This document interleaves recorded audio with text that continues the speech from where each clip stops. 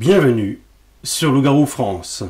Avant d'entrer dans le vif du sujet, vous allez voir, témoignage fabuleux, absolument fabuleux.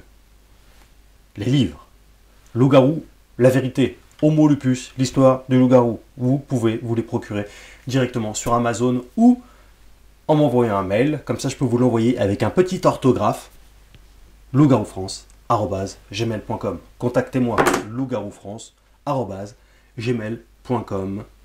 Et si vous pensez vous-même avoir vu un loup-garou, contactez-moi à cette même adresse. Je compte sur vous. On attaque dans le vif du sujet. Oui, allô? Oui, salut, c'est Morgane de Loup-Garou France. Oui, bonjour, est-ce que tu m'entends très correctement? Je t'entends très très bien, bien mieux que tout à l'heure. Merci beaucoup d'avoir accepté de témoigner. Tu es un heureux élu. Oui, merci. Dis-moi ce que ça s'est passé où, ton histoire? Voilà, alors, d'abord je me présente, Oui. je suis Christophe, et d'ailleurs, co-auteur du livre Lord d'Arcadie, préfacé par Henry Lincoln, ça D'accord. s'appelle Sur un de château. Bon, voilà. D'accord. Voilà qui je suis, puis après on découvrira sur le web plus de moi. Voilà, alors, j'habite dans la région d'Arcachon, Arcachon. Bon, et alors là, c'était dans ma jeunesse, je chassais. Bon, souvent les jeunes chassent. Bon. Et puis bon, j'ai 65 ans maintenant, c'est une autre époque, mais autrefois je chassais. Et le gibier d'eau. Alors, je chassais pour ma première observation dans les marais qui se trouvent entre le port de la Teste et le port du Rocher. C'est pour ça que ces marais s'appellent les marais du Rocher. Là, donc, je chassais à l'intérieur du marais la bécassine, c'est-à-dire ce qu'on appelle le pied levé à la botte. Il y avait des bécassines autrefois, c'était amusant à tirer. Et il y avait des zones sèches. Et sur une zone sèche, je vois arriver vers moi un chien. Mais tu vas voir le chien. Et je n'en menais pas large parce qu'au fur et à mesure qu'il s'approchait, forcément, donc, sa silhouette augmentait avec le rapprochement. Mhm. Et je ne savais, parce que j'allais lui tirer un coup de flingue carrément, mais je ne l'ai pas fait. Bon, parce que bon, je respecte les animaux quand même, malgré que j'étais chasseur, et l'animal arrive à ma hauteur, me regarde. Alors là, j'ai vu ses yeux. J'ai contemplé ses yeux et je peux dire exactement la couleur. Ils étaient couleur acajou. Mhm. Voilà. Avec les vents, j'ai pu sentir son odeur. Et là, j'ai senti très olfactivement d'une manière, parce que alors là, parce que je fabrique mes parfums aussi, ça c'est un de mes petits dadas. Ouais. Donc j'ai du nez. Et bien voilà, excusez-moi le mot gras, il sentait le concentré de merde, mais musqué. Voilà. Tout à fait.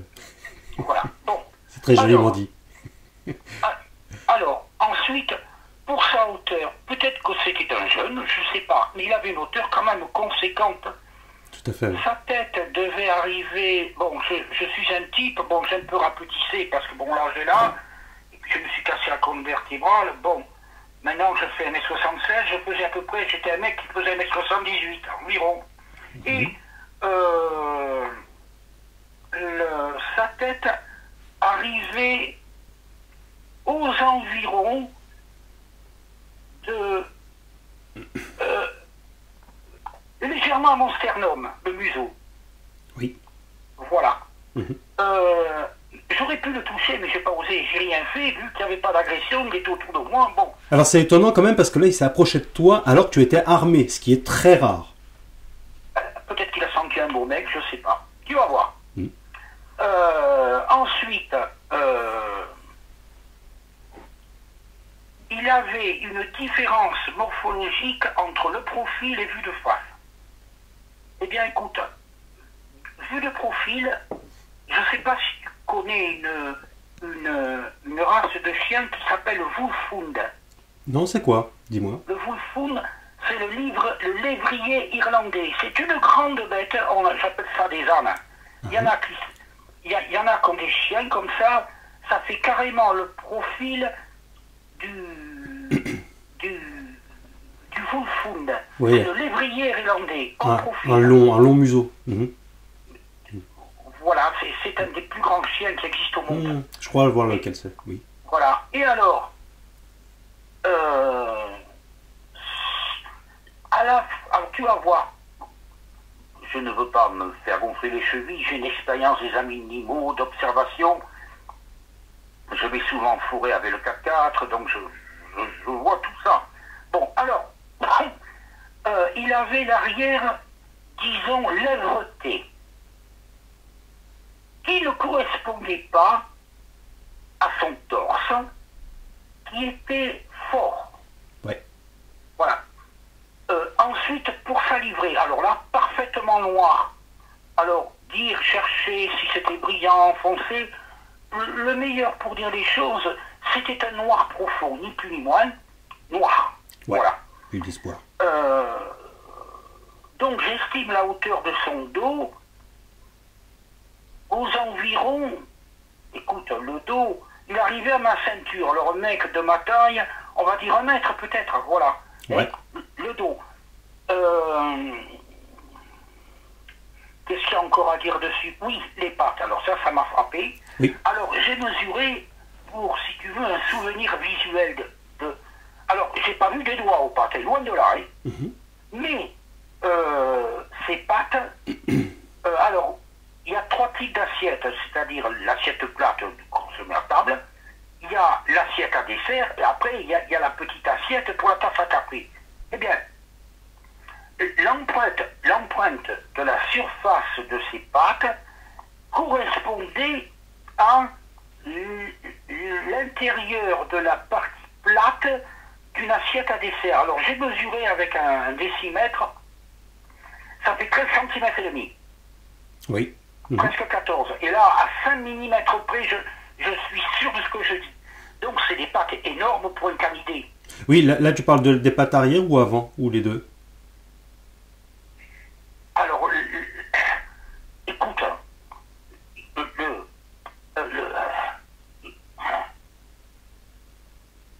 je parle des pattes avant et arrière, parce que c'était presque aussi gros celle de devant que celle de derrière. Et tu as identifié des longs bras à l'avant, avec des épaules? Mais c'est ça qui m'interpelle. Est-ce que ça serait ça la cause du buste large? Ah, tout à fait, oui.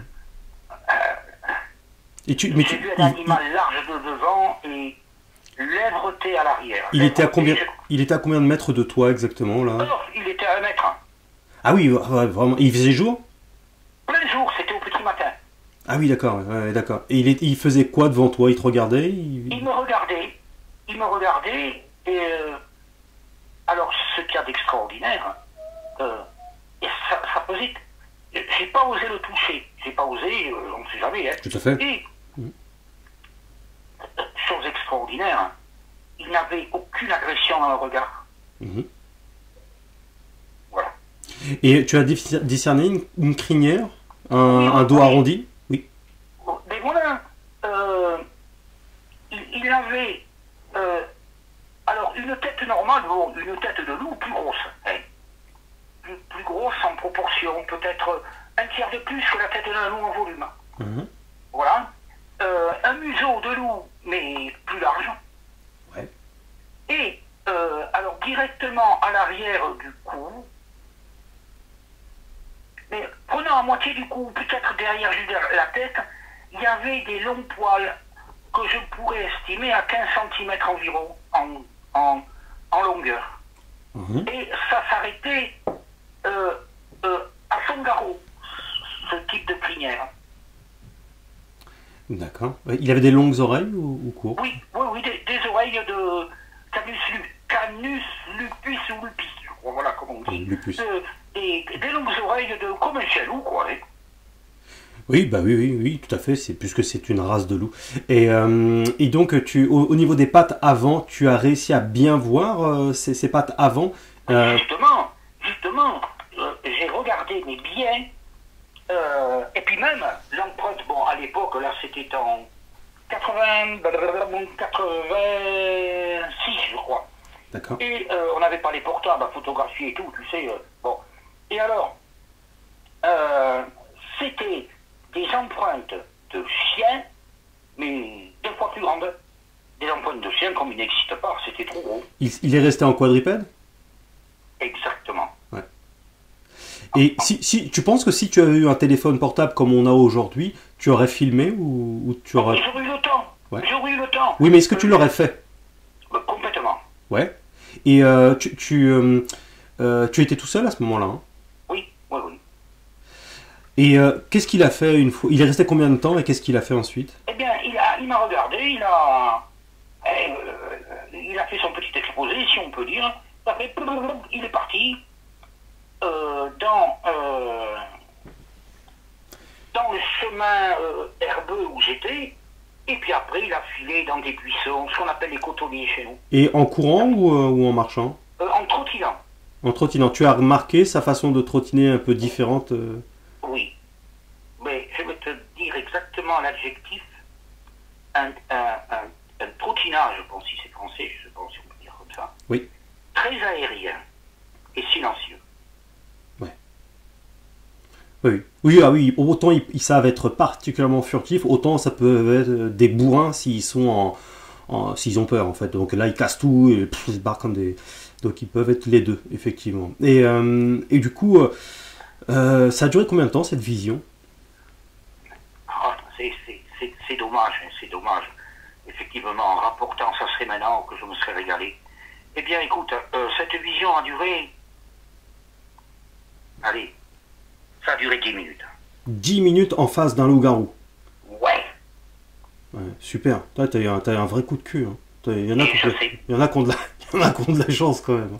Et puis alors, moi, ce qui m'a surpris, et parce que, tu sais, autrefois, on n'en parlait pas de tout ça. C'est après coup, j'ai vu des vidéos, j'ai dit, mais merde, ça. Les mecs qui témoignent, ils disent presque la même chose que moi. Ah oui, tout à fait. Oui. Et alors, il faut que je contacte...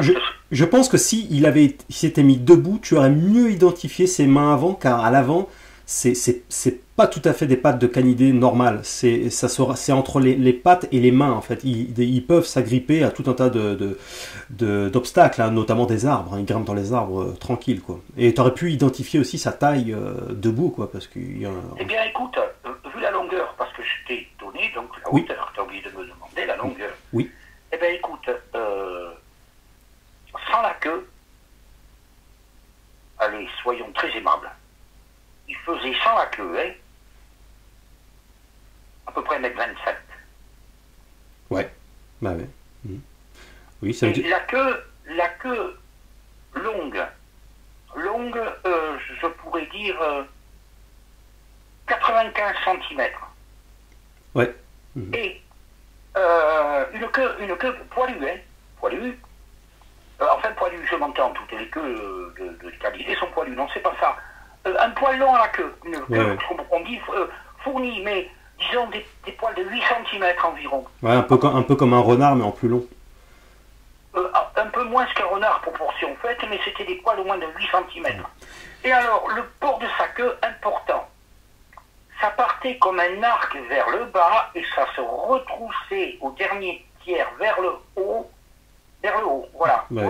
Comme un arc vers le bas, et ça se retroussait vers le haut, ouais, en panache. dernier tiers. En panache, tout à fait. Ah, je ne sais pas si on dit en panache. Je crois qu'en panache, c'est la queue en l'air, non, c'est différent. Bah, disons que ça fait un arc de cercle, oui, ça remonte vers le haut, c'est ça. Bah, quoi qu'il... Dernier tiers. Bon, alors, tu vas voir, seconde observation. Oui. Alors là, c'était quelque temps après. Alors, à l'époque, je pêchais de nuit en surfcasting. Alors, le surfcasting, c'est le lancer de canne à pêche, pour pêcher la nuit en bord de l'océan par-dessus les vagues. Là, on n'est plus du tout dans la même zone. Hein. Comment? On n'est pas du tout dans la même zone qu'auparavant. Oui, mais c'est toujours en région de la Teste, c'est au Petit Nice. Hein. Là où il y avait encore les blocos autrefois en bord de côte. Juste, le premier témoignage là, que tu viens de nous partager, c'était où exactement, précisément? Eh bien, c'était exactement dans les marais de la Teste, on appelle ça les terres de bord, mais les gens locaux disent les marais du Rocher, parce que c'est situé entre le port de la Teste et le port du Rocher. D'accord. Donc c'est à côté de quelle grande ville tu as dit? La Teste de Bûche, près d'Arcachon. Près d'Arcachon, ouais, d'accord. Et ok. Et le deuxième témoignage que tu t'apprêtes à nous raconter, c'est où?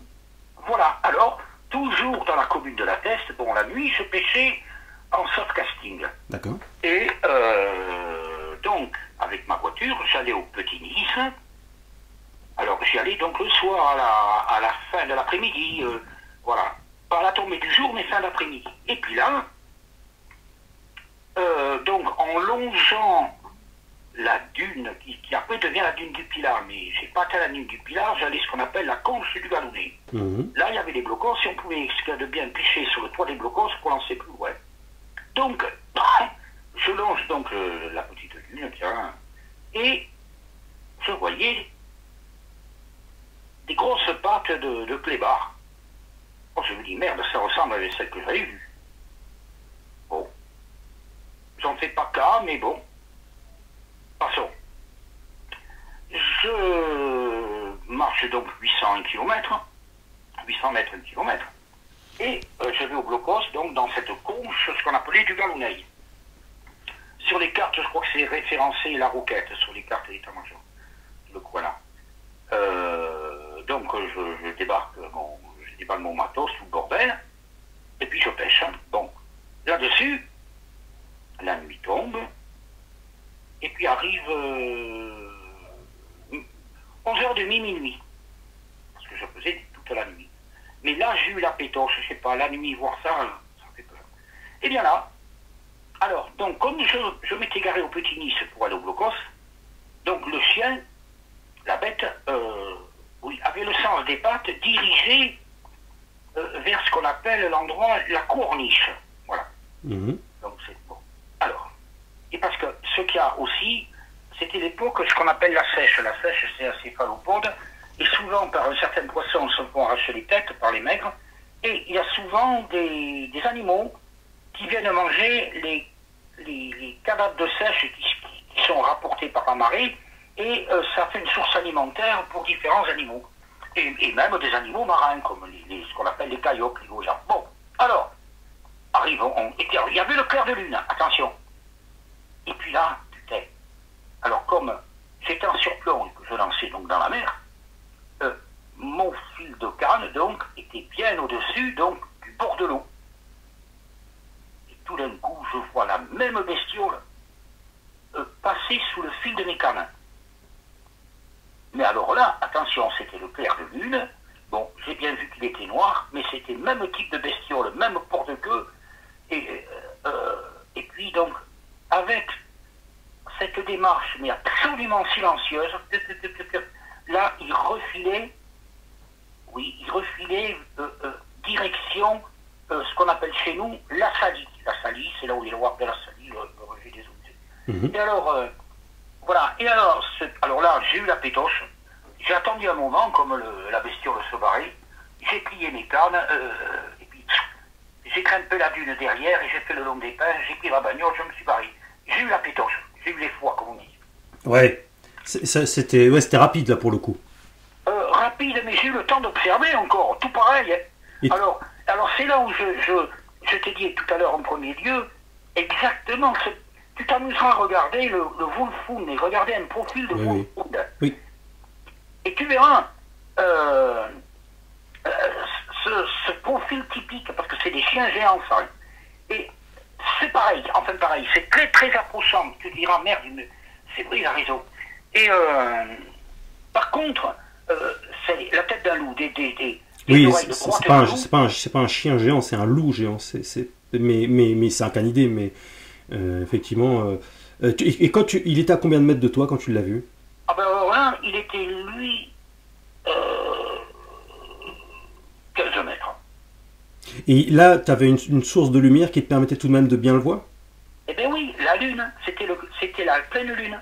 Toi, tu n'avais pas de lampe torche ou rien? Alors à l'époque, parce que bon, on n'a pas trop besoin de lampe quand c'est la nuit pour les pêcheurs, je m'éclairais à la lampe à pétrole. Ouais, d'accord. J'avais la petite lampe à pétrole portative, donc... Cette fois-ci, il y avait une odeur? Eh bien écoute, oui, parce que alors bien sûr, comme il y a les vents dominants de mer, ça m'a ramené encore cette odeur particulière, une odeur de... Concentré de merde. Ouais. Une odeur de merde, disons-le, mais musquée, ça c'est fou. Tout à fait, oui, ils ont un taux de testostérone très, très développé, les loups-garous. Et d'ailleurs, puis souvent, tu sais, ils se roulent dans la barbaque, dans de la merde et tout ça, pour marquer leur territoire, pour se déparasiter, etc. Donc, comme c'est des animaux particulièrement sauvages, ils sont souvent crades. C'est pour ça d'ailleurs qu'en Angleterre, certains l'appellent le Old Stinker, ça veut dire le vieux puant. Parce que des fois, et puis des fois, ils ressemblent à rien, des fois, ils sont tout dégueulasses, tout ça. Pas toujours, hein. Il y en a qui sont très propres, nickel, et là, tu as bien vu donc sa gueule, tu as vu ses yeux? Eh bien, non, je n'ai pas vu ses yeux.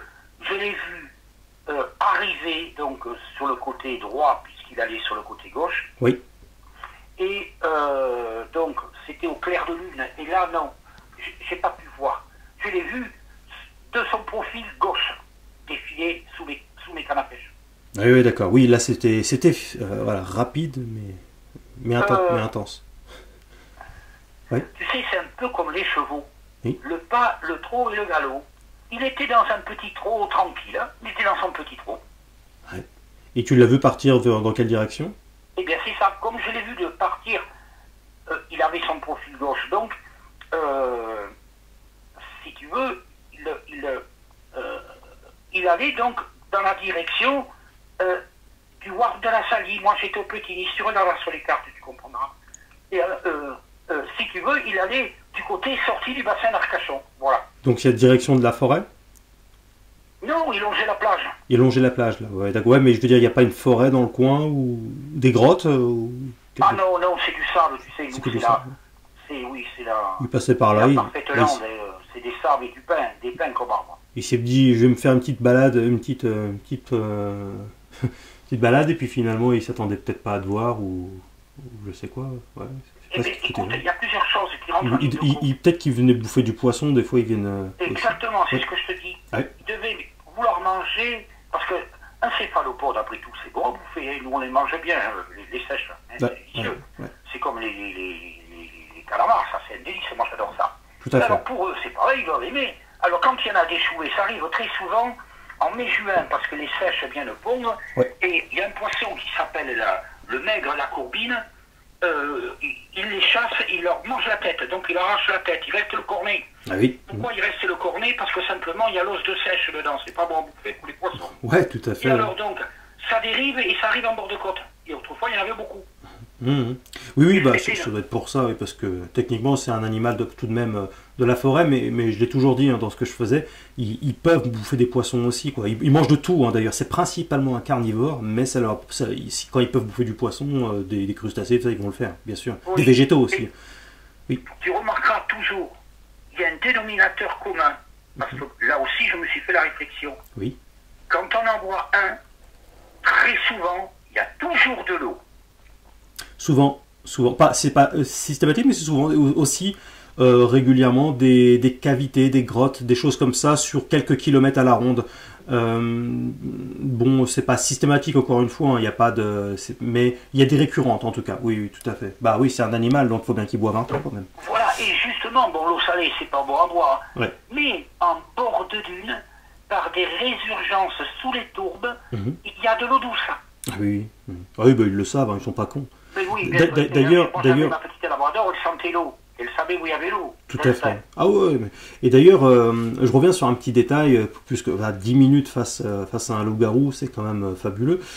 Tu as vu dans ses yeux que c'était pas un con, quoi, qu'il avait une vraie intelligence. Hein. Oui.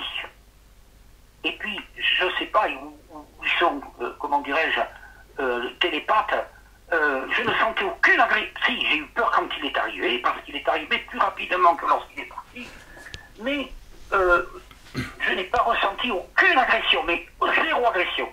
Alors, il y en a qui confondent, parce que évidemment, il fait pas de télépathie en tant que tel, pas plus qu'un autre animal en soi, mais disons que parce qu'il a un regard très intelligent, très humanoïde, qui peut rappeler parfois celui de certains singes. C'est-à-dire, on sent en fait quelque chose une vraie intelligence, et du coup, c'est perturbant de voir un animal avec une vraie intelligence, et ce qui donne le sentiment en fait qui cherche à faire passer quelque chose, un message. En fait, c'est pas de la télépathie, c'est juste de la pure intelligence. C'est un animal d'ailleurs qui est tellement intelligent qu'il a su perdurer durant des millénaires, depuis Mathusalem, depuis l'ère préhistorique, tu vois.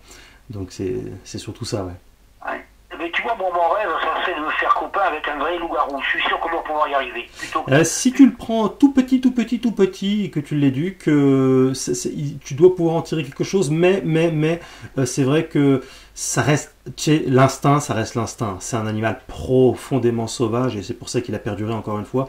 Et moi j'ai eu pas mal de témoignages, dont un qui me revient en tête d'un mec qui a sauvé un petit loup-garou de la mort. Il l'a gardé 3 semaines et après il s'est barré. Enfin voilà, c'est un animal très intelligent et ils sont pas, je l'ai toujours dit aussi, je l'explique à nombreuses fois, c'est pas un animal hostile qui va s'attaquer à l'homme comme ça. D'ailleurs, c'est le seul prédateur qu'il a principalement, c'est l'humain. Pour lui, c'est un super prédateur, donc il va pas s'attaquer à son super prédateur, sinon c'est une question de survie pour eux. Donc, alors il existe toujours des exceptions à la règle, des attaques, mais encore une fois, c'est très très rare. Et tu l'as bien vu d'ailleurs, hein, s'il voulait te déchiqueter, il aurait pu le faire tranquille, tu vois. Et non. Tu vois, ouais. Alors, tu vas voir. Oui. Bon, parce qu'en même temps, je suis encore un chercheur.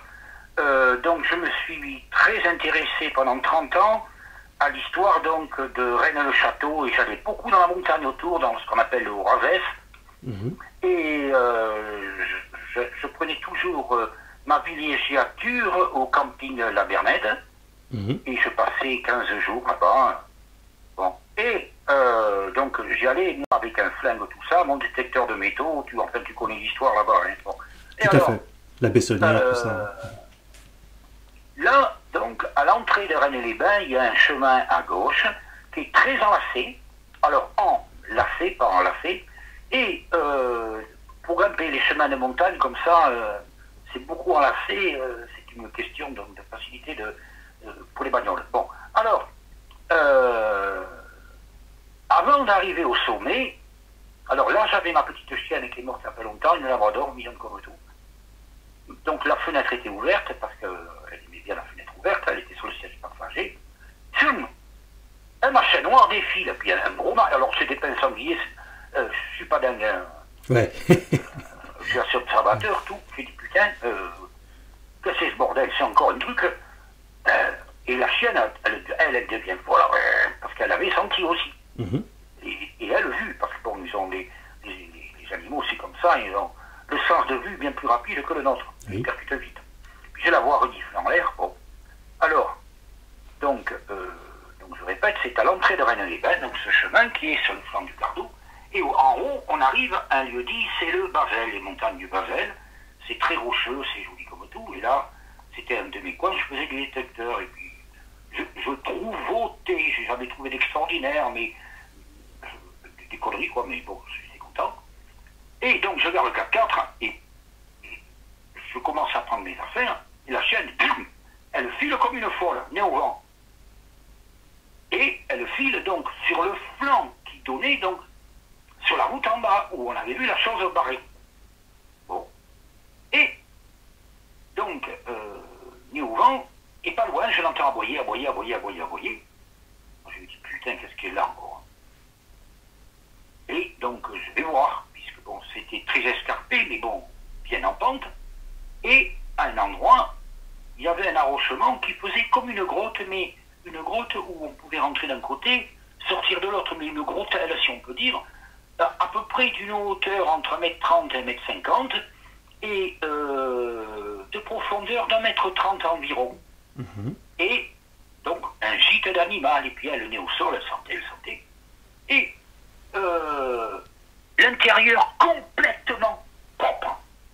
Rien de dégueulasse, mais attention, l'odeur, le concentré de merde, typique, avec cette typique odeur de musc. Et là, j'ai dit, ça y est, j'ai compris. Qu'est-ce que j'ai fait? J'ai fait demi-tour, j'ai refoutu mon détecteur de métaux, que j'avais pas eu le temps de prendre, mais que j'avais posé sur le côté de la bagnole. J'ai tout rechargé, et puis je me suis cassé. Je me dis, on sait jamais, je me barre. Voilà. Voilà mes 3 témoignages. Là, oui, là, tu l'as pas vu directement en face, quoi. Je l'ai pas vu en face, mais je l'ai vu défiler, mais comme une dynamite. De devant, mon 4x4 qui traversait la route. Et ça, c'était du côté de Rennes-le-Château, c'est ça? Alors là, c'est Rennes-les-Bains, à 8 km de Rennes-le-Château. Ouais, ouais, d'accord, ouais, c'est dans cette zone. Oui, il y a des témoignages aussi dans cette zone également. Ouais. Voilà, et d'ailleurs là-dessus, j'ai écrit une lettre, bon, je peux pas le dire ici sur les ondes, mais je te tiendrai au courant pour voir un vieux monsieur de là-bas, Oui. qui était un érudit local. Je lui ai posé la question s'il n'a pas vu. Bien sûr. Ouais, ouais. Pas écrit parce qu'il- Sans utiliser le mot peut-être loup-garou comme ça, au moins, il te prend pas pour un barjot, mais tu sais, tu dis un loup plus énorme, plus gros, avec des caractéristiques un peu singulières, un truc comme ça, tu vois, c'est une meilleure stratégie parce que quand tu dis loup-garou, les gens se foutent de ta gueule tout de suite. Exactement, je sais. Bah ouais, ouais. Je sais. Hmm. Enfin voilà, donc je peux pas t'en dire plus, je peux pas t'en dire moins. Ah bah Voilà mon histoire. c'est déjà très très très très bien et je te remercie pour ta confiance, la confiance que tu nous fais quoi. Et tu as eu le temps de voir pas mal de vidéos sur le Garou Ah France? oui, oui, oui. Et puis alors moi, tu vois, je vais te dire ce qui a catalysé à te contacter. Une seule chose. Oui. C'est que les mecs qui témoignent, ils décrivent exactement ce que moi aussi j'ai vu. Bah oui. Bah oui, parce que c'est pas des conneries, c'est la vérité. Ouais. Ouais. Et puis alors, ils disent pas couleur rouge, couleur brune, tout comme moi, noir. Oui, oui, oui.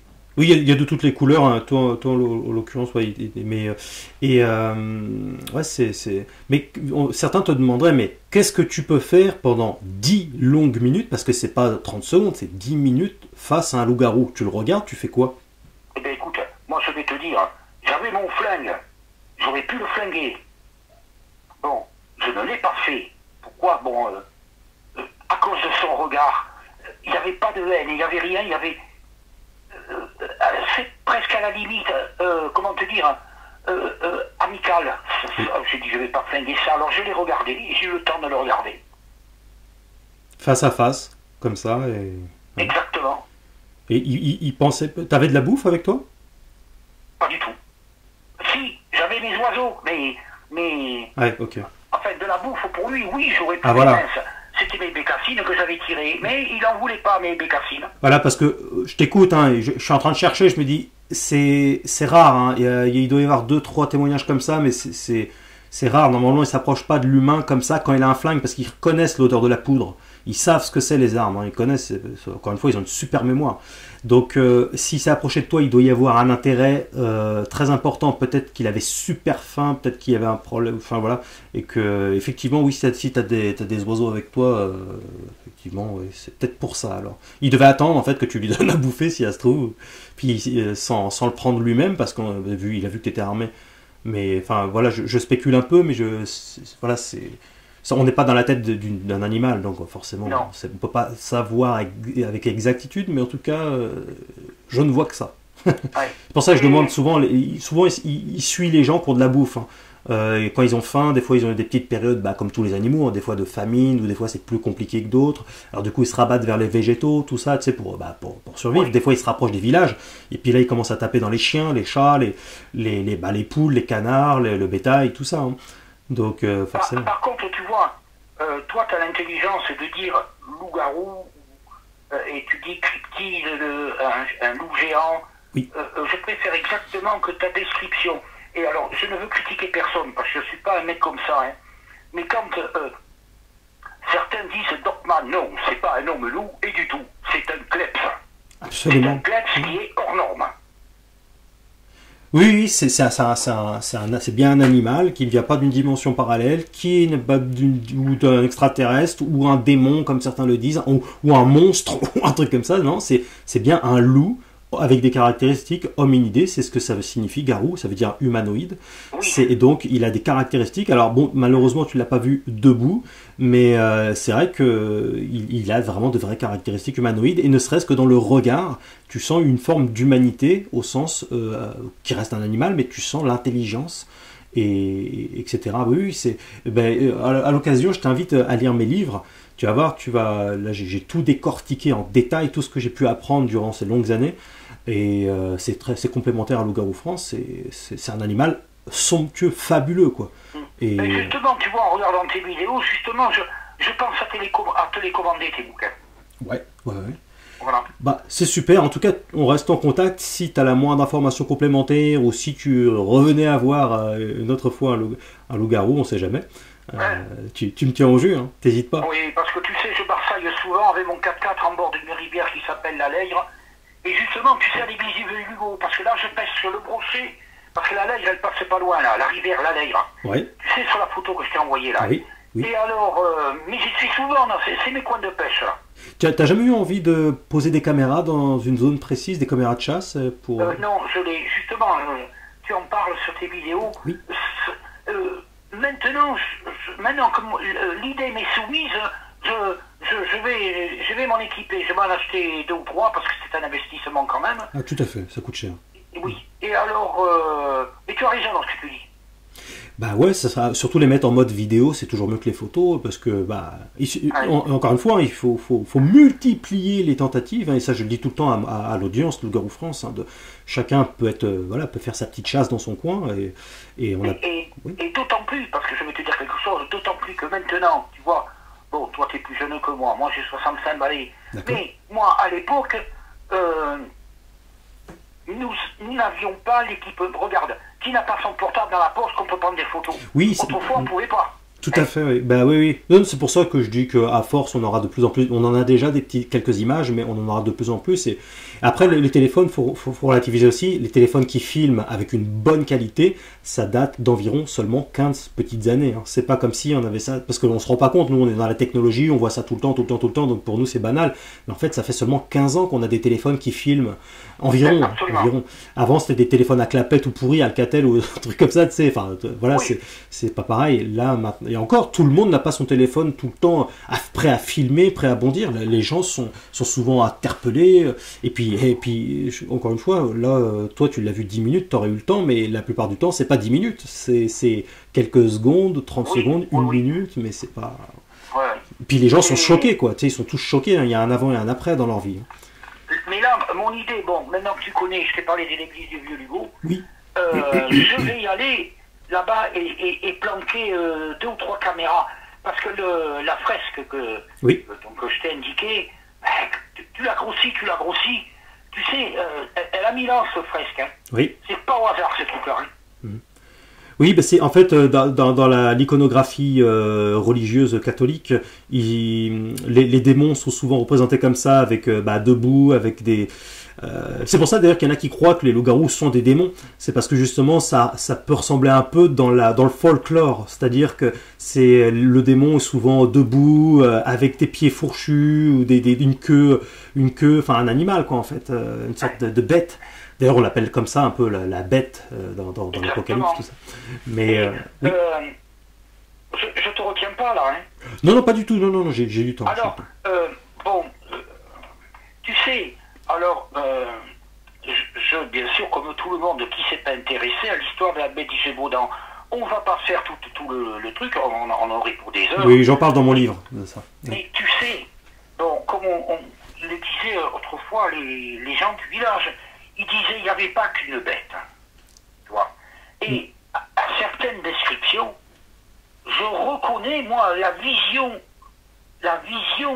de l'animal physique que j'ai eu devant moi, tu vois, ce truc-là, et je le reconnais dans certaines descriptions de la bête du Gévaudan. Alors, en fait, ouais, c'est une très très très longue histoire. Je l'ai étudié, la bête du Gévaudan, il y a bien longtemps déjà, et j'en parle dans mon livre. Alors justement, moi j'en suis arrivé à la conclusion, surtout assez rapidement, qu'au vu des témoignages, des archives de l'époque, on retrouve le linge plié, des têtes coupées, etc. Enfin, on voit bien que c'est pas l'œuvre d'un loup-garou. Les descriptions aussi, les gens savaient bien ce que c'était ils connaissaient bien la faune quand même, c'était pas des gogolles non plus. Donc on sait qu'il y avait manifestement, ça vient d'Antoine de Chastel, fils de Jean Chastel. Je connais l'histoire, mais ça n'empêche pas que les locaux disaient non, il n'y en a pas qu'une, il y a plusieurs. Ah oui. Puisqu'elle pouvait se retrouver, il y avait une attaque à un endroit, 6 km après, en 10 minutes, il y en avait une autre, donc ça ne roulait pas. Absolument, oui. Antoine Chastel avait sans doute fait des hybrides de chiens-loups avec des cuirasses, comme on mettait sur les chiens romains pour les protéger des balles des dragons, des flèches des arquebusiers, tout le bordel. Oui, ça, il y en avait plusieurs, c'est sûr. Ah bah le loup-garou, il y a toute une chaîne effectivement de reproduction naturelle, quoi. Et ils sont nombreux, mais je soupçonne qu'ils soient en voie de disparition tout de même, les loups-garous. Pas à cause de la soi-disant surpopulation, des choses comme ça, mais c'est le cycle naturel de la vie, quoi. En fait, à un moment donné, les animaux s'éteignent et puis ça laisse place à autre chose, etc. Donc je pense il existe des autorités, notamment un corps dans la gendarmerie qui s'occupe des animaux singuliers, non répertoriés officiellement, etc. Ouais. Des choses un peu étranges, mystérieuses. Et je pense que si on n'entend pas parler sur la place publique, c'est peut-être pour les protéger justement. J'ai eu notamment le cas d'un témoin en Italie qui disait qu'un paysan qui disait qu'il savait très bien où ils étaient, donc il avait repéré 2 familles de loups-garous, mais il n'en parlait pas pour les protéger aussi. Et je pense que c'est justement pour pas qu'il y ait des braconniers, des gens qui se mettent à chasser en masse des loups-garous, et puis après bah là ça précipiterait l'extinction, quoi. Donc mais effectivement c'est à double tranchant, parce que moi j'en parle parce que aussi c'est fascinant, c'est fabuleux, et si alors sous prétexte de protection on devait plus parler de rien, bah alors on parle plus de rien, quoi. Et puis alors si on pouvait donner des mauvaises idées aux gens, mais alors si on étirait un peu la chose, on ferait même plus de films, on ferait plus de musique, parce que ça pourrait donner des mauvaises idées aux gens, etc. Enfin tu vois, au bout d'un moment on parle de plus rien à ce moment-là. Donc mais je pense que voilà, ça ne se sait pas au grand public, à mon avis, parce que c'est un animal qui serait potentiellement, j'y mets une certaine souplesse à ça, en voie d'extinction, malgré ses capacités athlétiques et son intelligence et son mode de vie. C'est une supposition. C'est une possibilité, oui. Sinon aussi, trop dire, c'est aussi inversement une protection pour l'homme si ça attaque. Hein? Oui. Tu sais pas, tu veux que je te dise quelque chose? Hein? Oui. Eh bien, j'ai l'intuition, et je l'ai dénoncé dans les... Parce qu'à un moment donné, tu sais, la disparition du petit Émile. Oui. Putain, volatilisé le gamin. Hein? Ouais. À chaque fois, je répondais, moi, tu sais, c'est facile à accuser Pierre-Paul Ouza, quand même. Les pauvres grands-parents ont été accusés, là. Faut pas décoller, quand même. Hein? Eh bien, moi, je suis persuadé que c'est l'attaque d'un loup. Il existe aussi énormément, moi je me suis beaucoup intéressé à ça, et c'est des sujets très très lourds, hein, où tu peux pas passer ton temps à s'intéresser qu'à ça, parce que c'est vraiment anxiogène, mais des réseaux pédophiles, en fait réseaux pédosatanistes, qui enlèvent beaucoup d'enfants. Là c'est un tout autre sujet, mais ces sujets-là existent, et donc voilà. Et tu l'as vu même dans l'histoire de la bête du Gévaudan. La bête était tellement forte, hein, elle pouvait emporter un gamin de 10 ans et faire des sauts de 6 mètres. Hein. Le petit Émile, lui, n'avait que 2 ans et demi, non? Ouais. Écoute, j'ai le sentiment et la conviction que c'est un loup. Et mieux encore, le maire du village, 2 ans avant, à une émission télévisée ou des informations régionales, il a dit avoir vu des loups traverser le village. Et puis tout d'un coup, plus rien. Et puis, comme si c'était interdit de dire que c'est des loups. C'est incroyable. C'est tout de même étrange, parce que normalement, un loup ou des loups ne s'attaquent pas aux êtres humains. On le dit, mais regarde l'histoire de la bête du Gévaudan, il y a bien eu des loups. Oui, mais là c'est pas pareil dans le cas de la bête du Gévaudan. Oui, il semble que d'après son fils Antoine Chastel, qu'il était quand même spécialisé dans l'hybridation et dans l'éducation à l'attaque. Donc, et il y a la main de l'homme, parce que quand tu retrouves des vêtements bien pliés parfaitement, on voit bien qu'en fait c'est pas juste un animal, il y a un homme. Et il y a aussi toute une tradition orale autour de la bête du Gévaudan, c'est-à-dire qu'on a des écrits, mais il y a aussi une tradition orale dont on n'a pas vraiment de preuves en soi, c'est juste de l'oral. Donc c'est très compliqué, et ça j'en parle en détail, vraiment pour surtout arriver à un état de fait que c'est pas un loup-garou, c'est surtout ça qui m'intéresse, dans mon livre. Tu verras, ça c'est dans le premier livre, Loup-garou la vérité, et dans Homo lupus, tu verras, il y a une 20aine d'histoires de loups-garous qui viennent des États-Unis, traduites en français, et avec des annotations, etc., pour toujours affiner la connaissance envers cet animal, quoi. Bah, tu verras, enfin tout ça c'est des vastes sujets, mais en tout cas, tu as eu un vrai coup de cul, et tu vas faire pas mal d'heureux sur Loup-garou France à travers tes récits. Je suis heureux, puis transmettras le bonjour de ma part à toute ton audition. Ah bah, Voilà. on n'y manquera pas. Merci infiniment et on reste en contact. T'hésites pas si besoin. Et toi non plus. C'est Allez. gentil. Merci beaucoup. À bientôt. Salut. Ah, super. Personne, encore une fois, très sympathique. Et on voit encore une fois, comme tous les témoins, équilibrés. Voilà, on voit bien que c'est pas des débiles, des tarés, des gens qui s'amusent à raconter. Voilà. On ne le répétera jamais assez. Je vous remercie beaucoup de me permettre de faire tout ce travail. Pour moi, mais pour vous aussi, c'est un travail. Encore une fois, je le dis toujours, on ne fait rien tout seul dans la vie. C'est un échange, c'est un partage. Il n'y a aucun secret. Voilà. Donc je vous remercie beaucoup pour tous vos soutiens, que ce soit moral, même pour ceux qui prient pour moi, je vous en remercie aussi, qui font des petites participations financières via PayPal, via les petits goodies, Loup-Garou France sur la boutique du site loup-garoufrance.fr. Voilà, c'est vraiment une grande, belle et longue aventure. On continue ensemble, on like, laissez un petit commentaire, dites ce que vous voulez, mais laissez un commentaire. Voilà, c'est important parce que ça fait monter les vidéos dans le moteur de recherche et ça aide cette activité-là. Et puis bien sûr, abonnez-vous. Abonnez-vous à la chaîne YouTube si ce n'est pas déjà fait. N'oubliez pas qu'on a les réseaux sociaux. On a le TikTok, on a le Facebook, on a le Twitter. Hein. Tous les liens sont dans la description de la vidéo YouTube. Voilà. Donc rejoignez-nous partout. Loup-Garou France. Voilà. On s'exporte partout. Vraiment beaucoup de projets à venir. Donc ne ratez pas tout ça. Abonnez-vous. Merci infiniment. Vous étiez sur Loup-Garou France.